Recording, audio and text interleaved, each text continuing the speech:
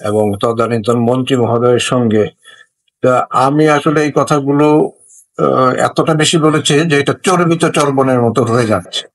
CO মহোদয় আমার কথাগুলো বহুবার শুনেছেন, ওনার মনে হয় প্রয়োজন নেই শোনার, তো যার জন্য আমি আর কথা বাড়াচ্ছি না।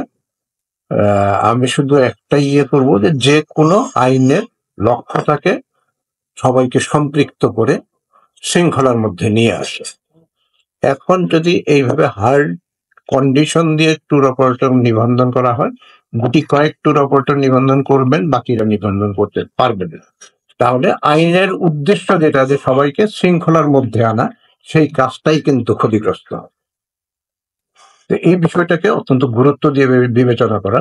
এবং একটা কথা বাবু রায়হান সাহেব যেটা বলেছেন যে বাংলাদেশ ডোমেস্টিক ট্যুরিজমের যে বিকাশটা ঘটেছে, এটা পুরোটাই বলতে গেলে ইয়াং জেনারেশনের দান। এবং তারা কিন্তু এইখানে কাজ করে রাত দিন খেটে ভিডিও ক্লিপিং তৈরি করে ছবি তুলে এনে সেগুলো ফেসবুক মার্কেটিং করে বিভিন্ন সোশ্যাল মিডিয়ায় মার্কেটিং করে এই কাজগুলো করেছে।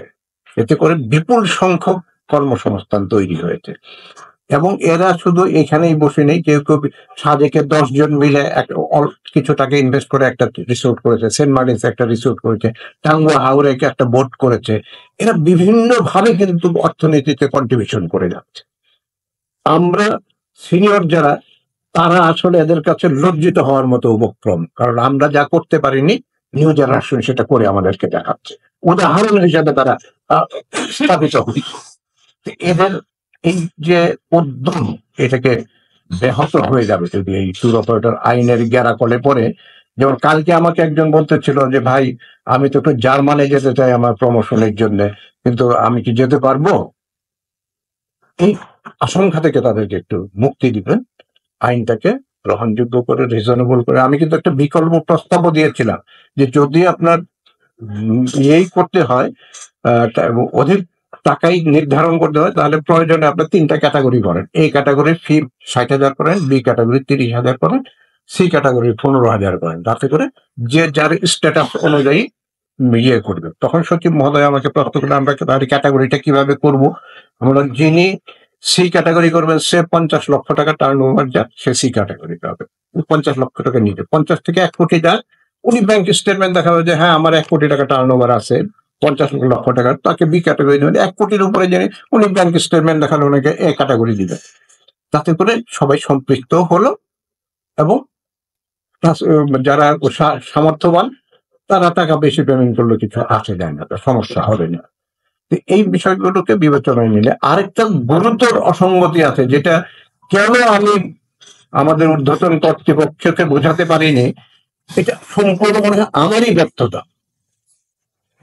যতবার মিটিং হয়েছে ততবারই একই কথা বলেছি যে ট্যুর গাইডিংটাকে 2টা ক্যাটাগরি করেন, একটা ন্যাশনাল ক্যাটাগরি, একটা লোকাল ক্যাটাগরি। শ্রীমঙ্গলে যিনি গাইডিং করেন উনি কক্সবাজার সম্বন্ধে জানেন না, পাহাড়পুর সম্বন্ধে জানেন না।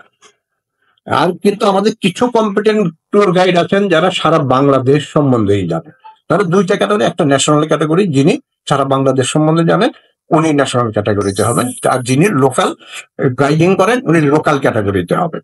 এবং 15,000 টাকা যেটা ন্যাশনাল ক্যাটাগরির জন্য আমি মনে করি যে না এই ফিটা ঠিক আছে, কিন্তু লোকাল ক্যাটাগরির জন্য এই ফিটা 5,000 টাকা করে ফেলা উচিত।